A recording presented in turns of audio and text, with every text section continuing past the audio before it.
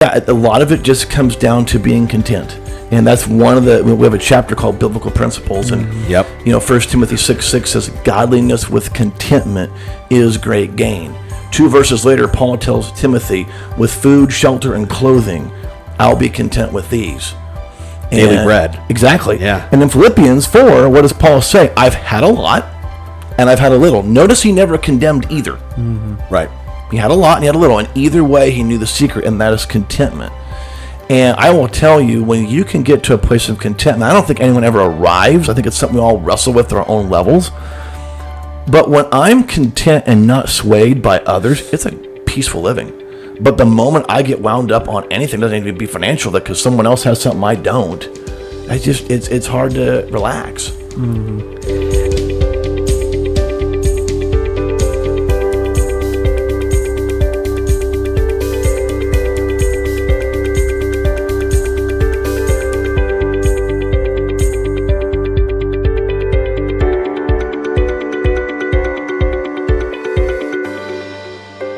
All right. Welcome back to another episode of Talking Laws. I'm Silas. This is James Zach. And with us in studio, Justin Bennett. How you doing? Doing great, man. It's good to have you here. Good to have you, man. I'm just going to introduce Justin. Here's what his bio sent me. Here's what he says. By age 25, Justin was living the American dream, or so he thought. But at the start of a promising banking career, after purchasing his first home with his wife, Jessica, their dream came crashing down, overdrawn and anxious every month with over $100,000 in consumer debt, not counting the house. Justin was determined to learn sound financial principles that would take him from living paycheck to paycheck to gaining financial freedom, and he did. For almost 2 decades, through his business, Strong Tower Consulting, Justin has coached over 1,000 clients to gain control of their money, pay off a combined debt of over $10 million. Wonderful. It's amazing when you think about it. It's been over, almost 2 decades now of doing that, and it's amazing when you've coached over 1,000 people, and it's like, yeah, $10 million can be a real number. Does it really? Has the time just flown by, or does it seem like it's kind of slowed? Is time kind of slow? It just depends how you look at it. So my very first office in Ames, Iowa, that building's gone now, and it's like, Where was it at? So on Lincoln Way. Okay. Oh, okay. Yep. And so what's interesting, when I think back to those years, it feels like another lifetime in terms of how I coached, what I did, and how I did it compared to now. And so I'm kind of the dinosaur in the financial coaching industry. So When did you get in with Dave Ramsey and kind of that side of it? yeah, so I first heard the name probably '06. Okay. And I was on a podcast a year ago, actually, and I was asked, what was the worst financial mistake you ever made? I said, simple. I didn't listen to my wife. Yeah, and so it was in 2005. We got married late 2004, and she went to a Bible study and heard about the Total Money Makeover book and Dave Ramsey and my young, arrogant, think-I-know-it-all self. Oh, what's this Dave guy know? I could probably teach this stuff, not knowing his story or his principles. And within 18 months, we had doubled our debt load, plus got the house, and what's not even in the book is we couldn't even make the first house payment. Wow. Not even the first one. No, because this is back in the days of creative financing, and subprime market, and all that kind of stuff. And they had loan products that are no longer used, that basically if you fog a mirror, they'll find a way to get you a loan. And I had just transitioned to a job that was part base salary, part commission. And so I was kind of wet fingering in the air what my income was going to be. And so we got the first payment, and that was actually that wake-up call moment where we're like, something's not right. So it was back in the days of where I cared about what people said on TV and things. It was in fall of 2007, Fox Business went live, and here's this guy, Dave Ramsey, Monday through Friday, 7 p.m. I'm like, I'm going to listen to this guy. And what happened was I was hooked instantly. Just hearing the first call he took on the TV show. And I'm going, great, I want to take his class. It was $100 at the time, but I didn't have any money. So I couldn't take the class. I go, this is a problem. This is before social media. So it's either you take the class, or you can't just, take this whenever you want. So over the Christmas holiday, I had this crazy idea. I go, would the bank let me teach this class? I mean, I know we try to, get people in debt, but we're a pretty conservative, small town community bank. We'll try it. So I went to the guy above me. I was the vice president of the bank, and went to the guy above me, and I said, hey, I would love to do this as a community project. I think it'd be really good to invest in the community. A lot of people can get too far into debt. I go, what do you think? He's like, oh, man, that's a great idea, and I'll do you one better. The bank will pay half the class, and if they go to every lesson, we'll pay them back the other. It'll be free. Oh, that's great. I'm like, game on. So I taught 4 classes that year at the bank. This is back in the days of DVDs. So I got DVD. Yeah. And so when they sent that, I binged watched before binging was a thing. I binged watched 13 lessons in 2 nights. Okay. Just eating it all up. Yep. And so, and I knew I was hooked. I'm an all or nothing guy. And so that was kind of the beginning journey. So it was actually in 2008 when we first started ourselves following the process. Okay. The reason I ask is because growing up, my parents were very into Dave Ramsey. They taught a lot of Dave Ramsey classes. So in total, I've probably been through the teen class. I think I was through it twice, and the adult class, and bits and pieces of having multiple classes taught in our home and then doing it again later in life. I've probably been through that class about 6 times. You're an overachiever, man. So it's like there's a lot of it that I know, but putting it into practice, I think, is where I a lot of times fall short. I'm an overspender. My wife's definitely the saver. She's the nerd kind of thing, but I end up dealing with a lot of finances. But the problem is, I'm the spender, and so that becomes to be a little bit of a... Well, I know a guy who can help. No. Yeah. Strong Tower Consulting, people. Justin, you mentioned in chapter 1, the night that everything kind of collapsed around you. You sat down in your easy chair. Something wasn't right. You actually sat down, grabbed your calculator.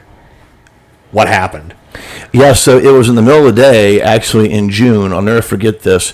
I sit down with my yellow pad, and the last few weeks, just something wasn't right. We had just gotten the house, we've just moved in, and I couldn't put 2 and 2 together. I mean, I was paycheck to paycheck, but everyone's paycheck to paycheck, right? So whatever. But it was the first time that I actually wrote it down, everything. I made sure I went through everything. I'll never forget just the more I'd hit subtract that expense, and I'm watching my income just... And now we're getting in the negatives. I'm like, oh dear.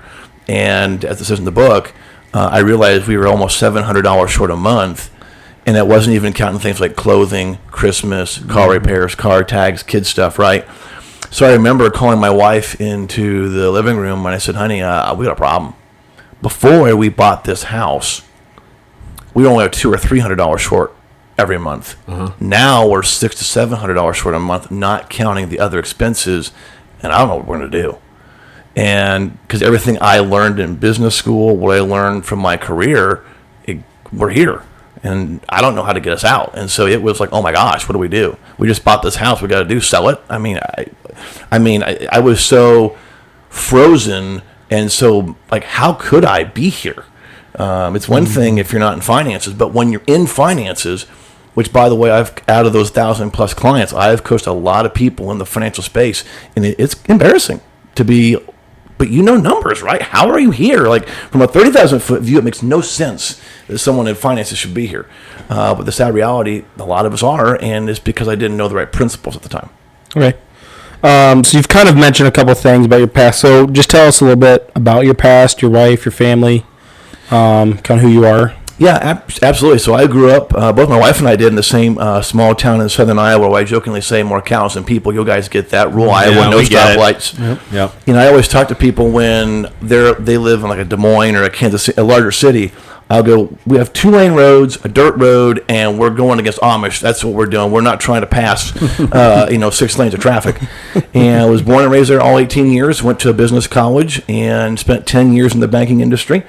And then I married my wife in 2004. We have 5 kids. She had 2 from her first marriage. So all I had to do was add water, instant family.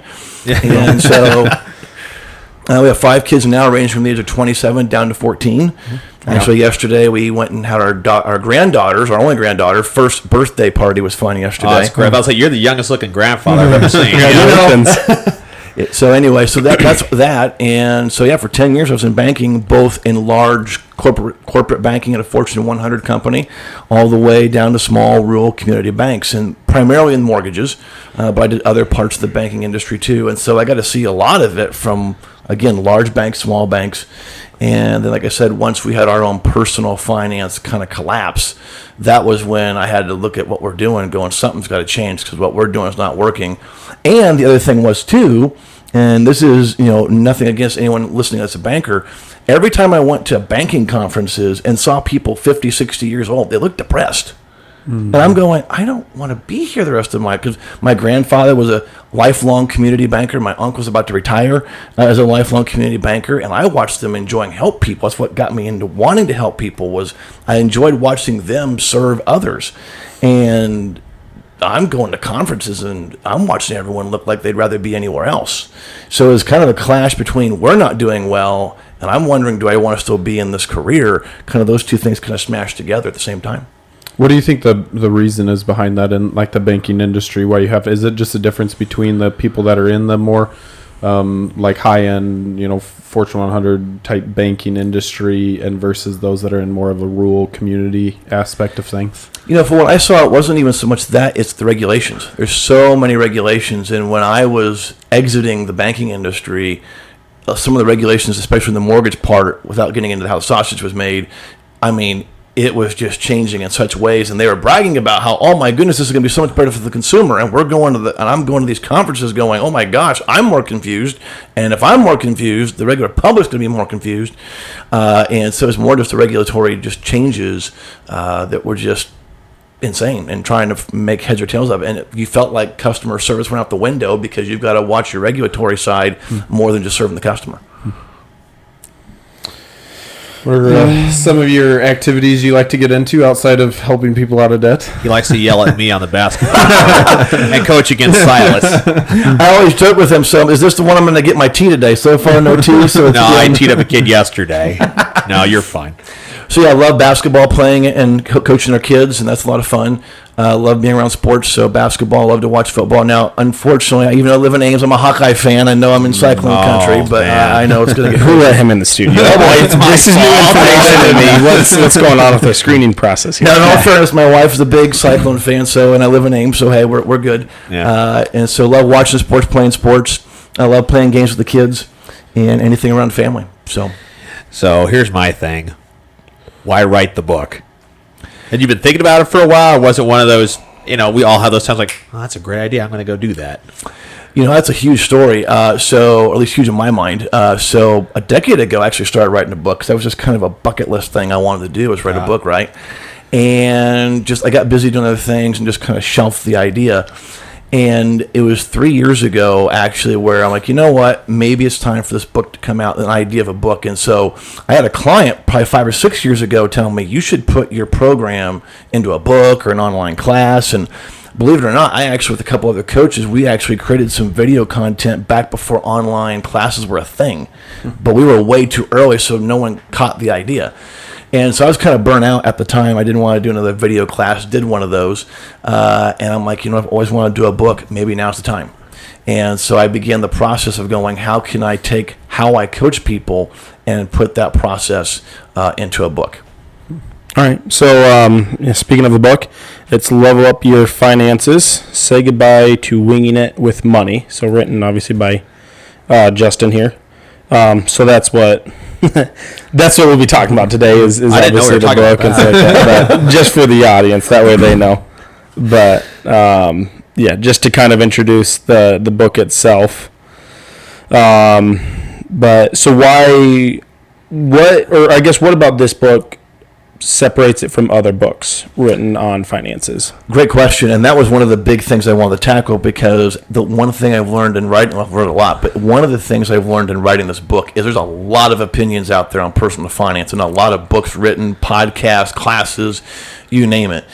And regardless of your persuasion on who you follow financially, one of the biggest challenges I see as a coach is follow through, staying actually committed to the plan. And I've seen that with dieting. If, for example, you go on a diet and, oh my gosh, the first 2 weeks that diet's working and it's working, and then you talk to a month or two later, well, that's not sustainable. And I see the same thing with money all the time.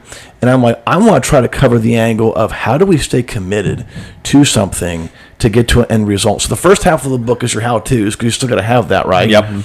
But in the second half, we kind of transition into how do I stay committed when the going gets tough? The tagline that we kind of had initially, we've changed it since then, is you've tried before and failed with money, which a lot of people can relate to, right? And so I wanted to be a book that had more about how do I get through it, because how many times I've seen people, if they stick through to the end, they're glad they did.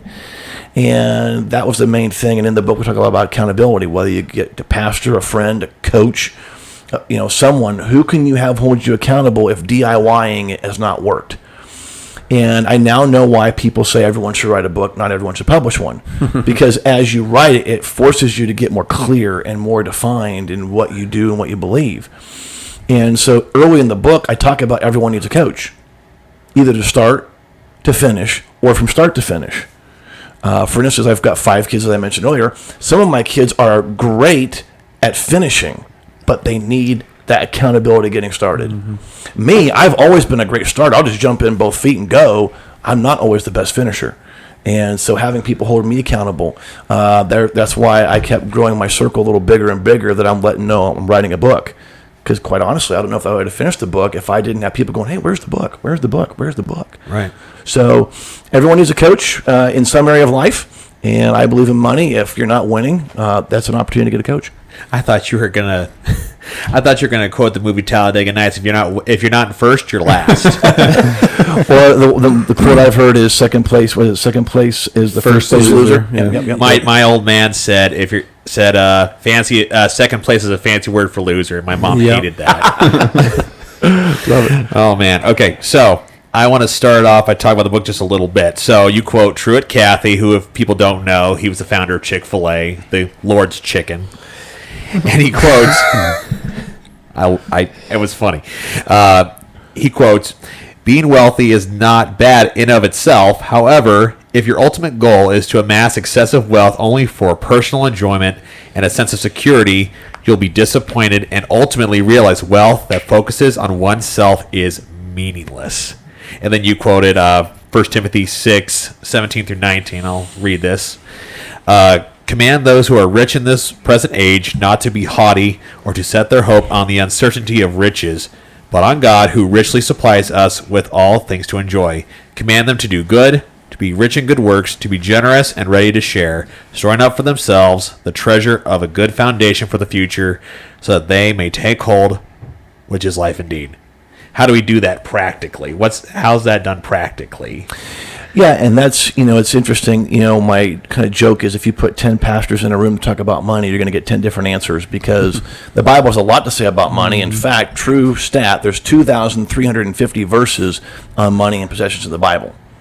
Now, I can't say I've sat down and read them all. Okay, there's verse 1, verse 2.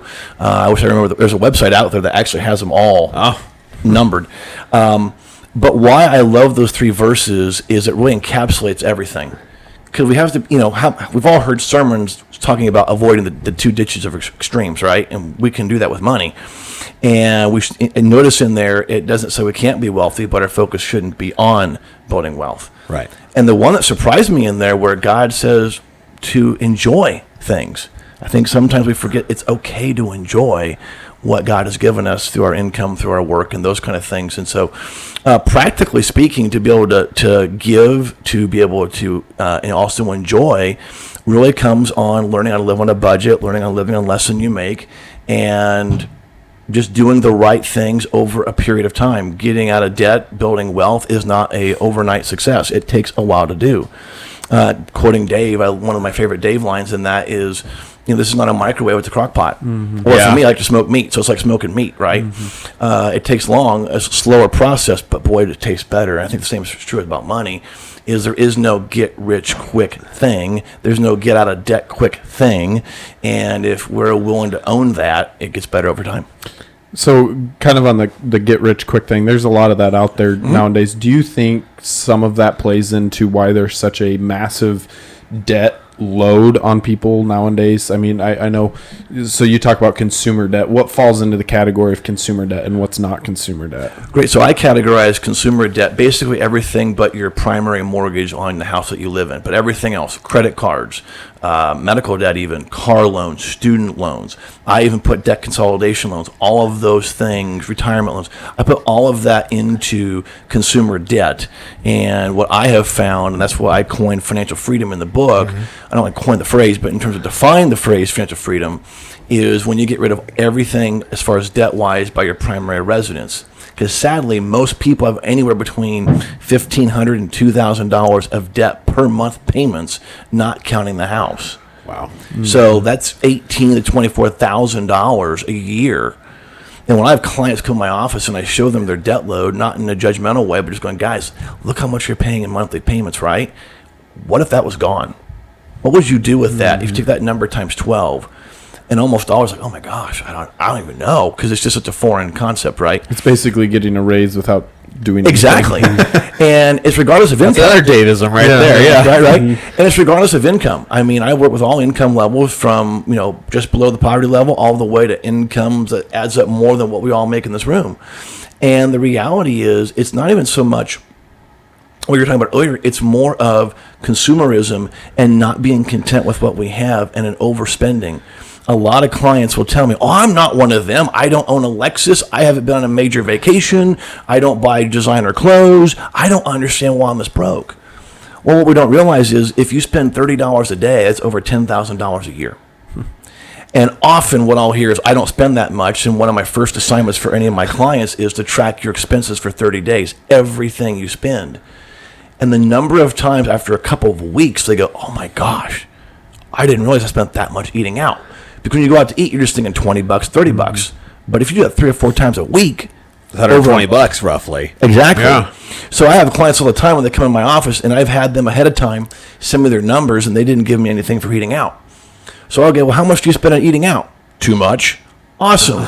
Let's quantify that. So how much on average, when the cashier is total, what does it sound like? Oh, $30, $40 a month. All right. Or $30, $40 a time, excuse me. How many times are you going out? 3 times a week? Well, 3 times 40 is 120. And then I'll say 120 times 4 is 480. And I'll just say it very straight, non-judgmental. And when I get to say 480 a month, they're like, oh, I never thought of it that way. And it just blows my mind, right? And I do think that falls into the societal thing of we have very short-term memories. Yes. And so, like on finances stuff, I think a lot of people get stuck in the thing of they're living day to day, and they're not looking at a full idea of whether it's monthly or I mean I fall into that too, but a monthly mindset or a yearly mindset or things like that of hey, this is not just a day-to-day thing, right? Yeah, in the week I may not have spent much, but last week I spent like $1,000 on who knows what, or a couple $100 on something that was not necessary. It wasn't things that I you lay down kind of the five main principles of what you should cover first with your income and that. And so that I think that mindset, that short-term mindset, do you think that's what gets a lot of people into trouble? That's part of it, and a lot of it's just not being aware. So in the book, we have the 5 levels, and the first one's being truly aware of what is your income, what are your expenses. So for instance, most people can pay their bills, and what they think about, I did before I did a budget in the truest sense. If my income is X and my bills are Y, we have this much money left over. We're good. Well, problem is most of us, myself included, never actually gave a name. We just call it pad or miscellaneous. So we got, say, $500 left over, and you come home on a Friday night, you've had a long week, your spouse had a long week. Last thing you want to do is go out or cook. So, hey, let's just get pizza, $50, $60. I have $500 extra, not a big deal. Saturday, you open up your computer, Amazon's got a big sale on fill in the blank, and you're like, I've always needed this little tool, it's $100. Hey, we got 5. And the next thing you know, if we do an audit on everything, no, that's not. Uh-oh. I'm seeing fingers pointing right now, right? But you'll spend $700-800 when $500 was your pad or your miscellaneous. So part of it is we're not getting detailed and going, what does every dollar mean in our budget? The other part of it is when people start budgeting, they'll take hours or a weekend and they'll really dive into the budget. And then they fix it. It's like Moses coming down the mountain with stone tablets. This is the budget and it's never changing. Then they go, well, the budget's not realistic. Well, the budget's supposed to change every month because you're going to spend more in food, say, in Thanksgiving in November than you're going to in February. You might spend more on fuel in December because you're going to grandma's house versus fuel that you'd spend in March, right? And so we need to be updating that budget every month because there are no 2 months the same. Yes, your certain bills are going to be fixed, right? But if you ever did a full audit, we don't spend the same eating out every month. We don't spend the same on groceries every month. And the last part is we don't save for what I call the non-monthly expenses. We all have car registration due every year, at least here in Iowa. Other states it's biannual. We all have Christmas that we spend money on, or kids' activities for those that have kids, right? All that costs money.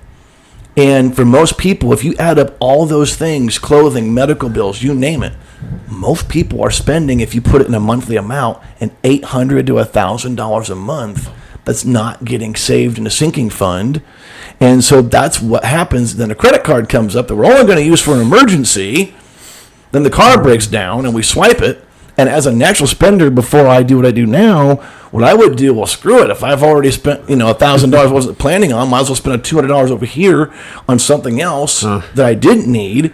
And now I got this buying hangover because I used a credit card for an expense I didn't want to, but then in a weak moment, I added to it. Okay. Listen, this guy works for me, and we work. No. Yes, you do. Not for him. With me. Anyway. Alongside. Anyway. You always hear this YOLO, right? You only live once, right? And I am not kidding you. When because we'll get into this maybe later, because I want to talk about the cycle of regret, because I needed that book big time, tell you what. Wow. My wife will tell you about that. So, I see construction workers all the time. We work among them 4 to 5 days a week. And what's the normal diet for a construction worker? 3 hours of sleep, 2 white monsters in the morning, and then why is it white monsters? Can I just ask that question? It's always white monsters. I don't. Okay, anyway. We'll talk about that. That's another episode. Some guy doesn't have an answer for that one. So the normal diet is 3 hours of sleep, 2 white monsters, and then they get a crick, 2 slices at the Casey's. That's $7.50 now, and then you go back, get another monster at Casey's again, and then you go to Quick Star for a sandwich or some wings or whatever. Yep. That totals up to $12 right there, and then you get something for the drive home. Most guys are spending like $30, $35 a day doing that. And I remember talking to a guy who I used to work with, and I said, "Man, how much money are you spending per week?" Well, I don't know. It's not that much. I said, "Okay, here's your totals," and I just did this just to make him mad, just blatantly honest. You never do that. So he was spending $150 a week on that. So $600 a month, and then I multiply that, of course, by 12, $7,200 right there. This guy's like, "Oh, it'll be fine." This guy eventually went into a pyramid scheme, lost everything, declared bankruptcy. Oh my gosh. How do you stop people who say, "Well, you only live once. I can't take debt with me. Might as well live now"? There's a lot of ways, but I want to go first the blue collar worker that goes to Casey's or any other Quick Start, whatever. Yeah. Whenever I go through the budget the first session, again, I have my clients, they'll send me their information, and eating out, so one of them left out. Another one is what I call work lunch. So inevitably, I'll go, and if it's been a blue collar situation, so how much do you spend a week or a month on, work lunch? Oh, I always bring my lunch. And I always go, really? You never go to the Casey's and get a Red Bull and a Pepsi. That's kind of, or a pizza. That's my go-to line. Oh, well, I do that. Okay, well, how much that counts, right? Or for the corporate situation, I go, you never go to the cafeteria and swipe your badge. Oh, well, I'm on payday. Well, that counts. It's not that you can't. Let's do that, right? So that's part of it. Is those, again, coming back to being aware of that spending. But the YOLO, that's a real deal. You only live once, and if we let YOLO live our lives out, we're never going to accomplish. You're always going to be behind the 8 ball. You're always going to be overextended. And honestly, are you ever really going to enjoy it? Can you really enjoy something because of YOLO? And I'll bring up the story in my book. The last story in the last chapter, I talk about a couple where the wife was working 5 jobs. Yeah, not even before seeing me. I wasn't going to recommend 5, but she was already at 5 jobs. And they had paid off all their debt, house included, and everything. And at the very end of our coaching together, they had been debt-free, they're at financial freedom, actually have financial independence where their investments can bring in the money for them. And she very sheepishly asked, "Justin, can my husband and I go on a vacation?" I'm like, "Well, where?" "I want to go to Jamaica."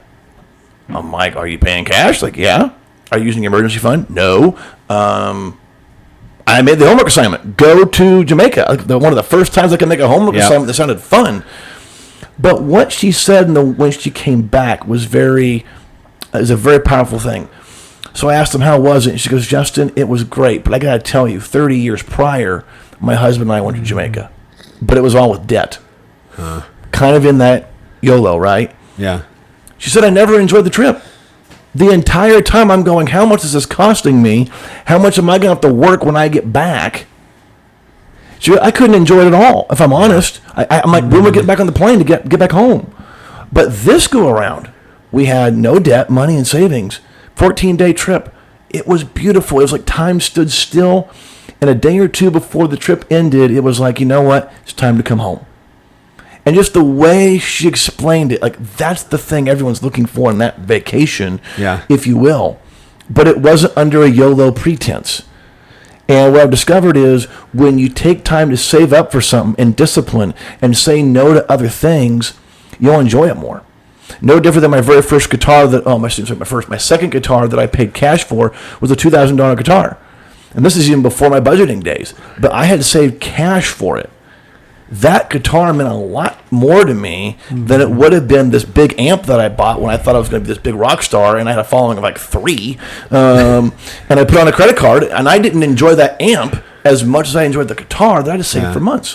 What? Real quick, this is a side tangent here. Uh-oh. What top 3 bands that you grew up listening to? What were your top 3? If you thought you'd be a big rock star, you don't strike me as a Metallica kind of guy. That was the band. Oh, dude. I've actually met him backstage. What, you met James and Kirk and all 2004 those guys? in Ames, Hilton.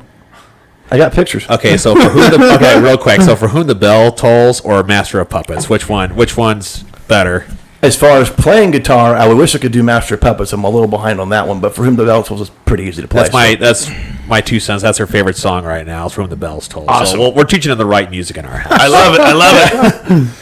I think that's a matter of opinion. You asked me like 30 seconds ago. Oh man. Okay. You got something, James? I got to keep going on my questions. I got like 17 more. No, I mean, it was just some of the thoughts. I really enjoyed that final story. That actually kind of brought me to tears. Was just that fact. Wow. But I was gonna kind of touch on that a little bit. There's this big push in like social media, right? There's a lot of these influencers that do this traveling all the time, right? And it's like, and I think it's kind of a pull on people to want to do that. But I do think, there's also kind of a running joke in comedy, I believe, of like with guys, the dads when they're on vacation, right? It's like this constant thing in the back of their head of like, how much is that going to cost me? How much is that going to cost me? How much is that going to cost me? And so it really kind of struck home with that story of people do vacations because they want to get away and they want relaxation. But when you're doing it under debt, does it actually really provide that? I don't think it does. And I think a lot of it is pulled from they're watching this almost fake life of a lot of these influencers that are just throwing money at whatever and nothing and just totally financially irresponsible. But it's like this draw to want to be able to do that, and they do it under a type of income that can't sustain that. Right.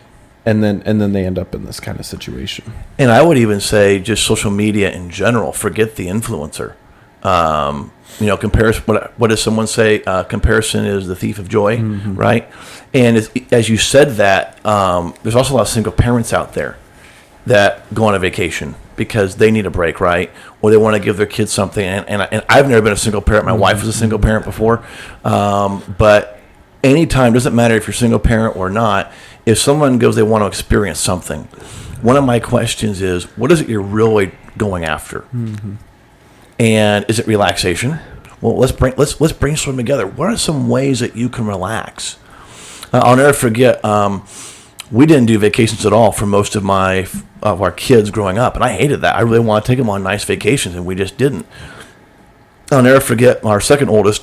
When I picked her up from work, we were actually just getting ready to go on our first. Wasn't a big vacation, but big to us vacation, right? We're going to go see Mount Rushmore. We're going to Black Hills. We're going to go Devil's Tower. All those kind of things, and we pulled in up to our garage, and I go, honey, I just want to apologize. She's like, for what? I go, Mom and Dad's never really taken you on a really nice vacation, and you're about to leave the home, and I'm sorry. And within a moment, she goes, oh, but Dad, my favorite vacation was this time, and what happened was we were so broke we couldn't pay attention. I mean, we had nothing for money. I mean, we had a Suburban with almost 400,000 miles. The heat and air was questionable. Good for you, 400,000. I mean, wow. Yeah, we bought it with the intake manifold not working. We had to tow it. I mean, it was like, I don't recommend going to this level, but when your father-in-law's a mechanic, it can help. That'll help, right? So anyway, we had enough money for it. We went to the dollar store, and we got like some blow up balloons or whatever else, and we ran the water for like an hour, and I made up some game. I just remember I made up the game. I don't remember the rules. And she goes, Dad, that was one of the most fun times ever. Wow. And I went, I'm no different than every other human. Did I, like everyone else, make this vacation thing bigger in my head than it really is? And again, I'm not against big vacations. I mean, my wife and I just came back from our first cruise. I'm telling you, that was fun. We hope to do it again. So I'm not against those. But it's amazing the number of times I put those things in our head. A lot of it can be influenced, I believe, by social media, because we're seeing everyone go on these annual vacations now. We're seeing everyone getting newer cars. We're watching everyone do club sports. We're watching everyone do this. And even with me, I've told my wife, if you go on my Facebook, it looks like a highlight reel, because I don't post bad stuff. I didn't post when my wife and I got into a fight. I didn't post when, I might have yelled at my kid a little louder than I should have. I didn't post when a client thought I was giving him bad advice. Oh, but I'll brag all day long. Client thought I was great. Right. Well, I'll brag when my kids think I'm the best dad in the world, right? And so that influences so much. And I think we discount how much people around us influence. Then you add on top the big influencers that have 1 million followers on YouTube or whatever. Then you throw that in, and it's a recipe for disaster if we're not careful. So are you saying, I know my dad, he's a police officer, but he also has a side gig as a probation officer. And he has on his door to his probation offices, bad company corrupts good character. Could we say the same thing for people who influence us financially as well? Oh, absolutely. And what are you being influenced by? What you're seeing on the surface or what they're doing? And yeah, a lot of it just comes down to being content. And that's one of we have a chapter called Biblical Principles. And, 1 Timothy 6:6 says, godliness with contentment is great gain. 2 verses later, Paul tells Timothy, with food, shelter, and clothing, I'll be content with these. Daily bread. Exactly. Yeah. And in Philippians 4, what does Paul say? I've had a lot, and I've had a little. Notice he never condemned either. Mm-hmm. Right. He had a lot and he had a little. And either way, he knew the secret, and that is contentment. And I will tell you, when you can get to a place of contentment, I don't think anyone ever arrives. I think it's something we all wrestle with at our own levels. But when I'm content and not swayed by others, it's a peaceful living. But the moment I get wound up on anything, it doesn't need to be financial, because someone else has something I don't, it's hard to relax. Mm-hmm. Now I want to get the book a little bit more here. Tell us about the financial pyramid, 'cause that was really, really good. So you have 5 layers, and I notice hope is always triggering up, right? Yes. So there's the bottom is awareness, knowledge, commitment, momentum, and then freedom. And not too long ago, I did my very first budget with my wife for the first time, and we've been married almost 14 years. Yeah, 5 more weeks. I can check that. 14. She's forgotten her anniversary twice. Not me. So I'm good. But either way, we did our budget for the first time together, because it was that thing, just let me go make the money, you spend it, right? And we'll talk about this a bit later, the 3 reasons people don't want to budget. And I was definitely with, I don't want to know how big a mess it is. Mm-hmm. Saw the mess, and it's been 3 months, and we have such momentum getting rid of our debt. Love it. And I understood what the mess was, and now that I understood what it was, I knew how to attack it, and my wife was at peace for the first time, because she's told me, it seems like horror stories, and it is a horror story, stressed out. Am I going to pay this? And I can't talk to Zach about it, because he just wants to do this, and I'm by myself. Mm-hmm. So that awareness moment hit so hard. Then it graduated pretty quickly to knowledge. I know what the problem is. And then the hardest part was committing to it. Yep. But you know what? Those first 2 credit cards, I took on extra officiating gigs to get more money. And guess what? 2 credit cards went away pretty quick. In about a week or so, all our credit card debt will be gone. And then we're down just a little bit left on our camper. But it was that committing that was hard for me, because I had to... Did I really want better things? Did I want to go on a vacation where I wasn't stressed? I couldn't figure out why we weren't eating Texas barbecue, because we didn't have any money or gas to get home. I wanted a vacation that's peaceful and I can really enjoy it. So how did you come up with the pyramid? I loved it. Yeah, so it was. It's funny. As I was beginning to show this to people, there was a guy that actually said, "How did you pull that out of your butt?" I'm like, "Well, I didn't. So thank you." So I'll give credit where credit is due. So it's just been a God thing, just from writing this from the beginning. Literally, when this comes out, it will be next. It'll be like 3 years, basically 35 months. My wife's like, just say 3 years. 3 years. It's been from the first words of this book all the way through, and that's not how it started. I mean, if you get into the weeds of writing a book, one of the things I learned is you go through 20, 30 revisions. I mentioned Rocky earlier. I think I heard Sylvester Stallone do 128 revisions. I think you're right. Yeah. It's crazy. Every version got a little bit different and a little bit different. So the pyramid wasn't there at first. It was just me on a document on a computer going, how do I make what I do? Because again, I'm not doing anything. I thought anything special. Ecclesiastes says there's nothing new under the sun. So, whatever, right? But as I went to my very first kind of writing retreat, if you will, and even that was a God thing, I went to Google it, and the first thing I found was, great place to write a book. I'm like, kidding me.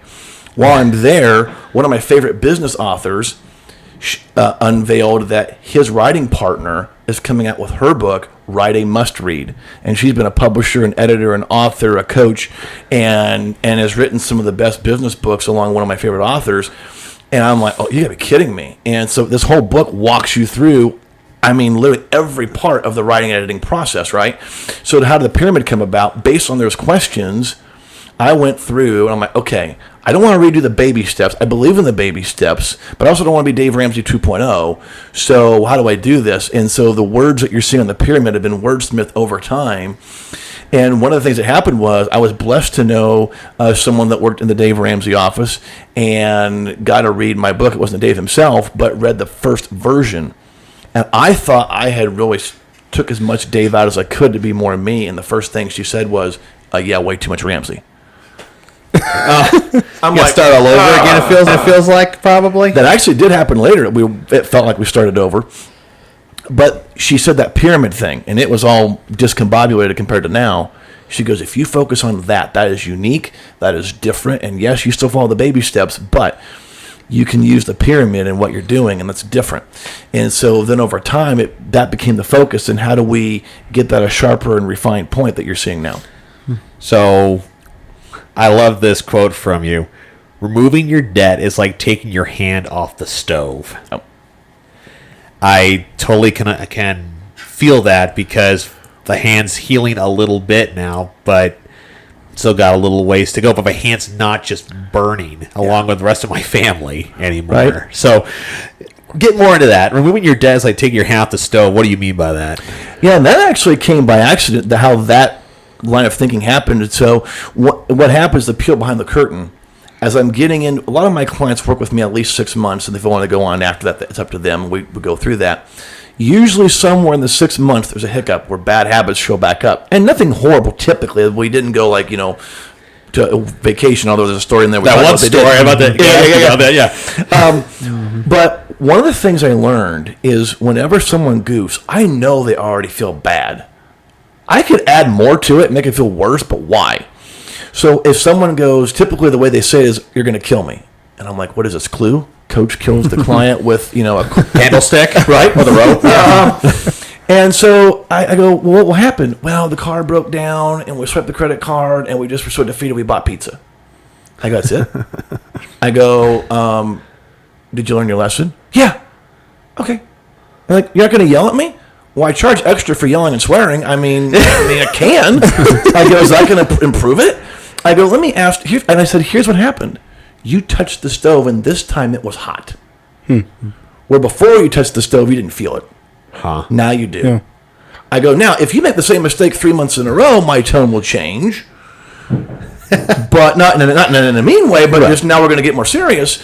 I go, but if you learned your lesson, that's the greatest teacher. And I'll never forget the first time I used that with a couple. At the end of the session, the wife goes, Justin, can I be honest? I go, I appreciate honesty. That'd be great. She goes, I almost rescheduled this appointment so many times. I was so afraid of what you were going to say.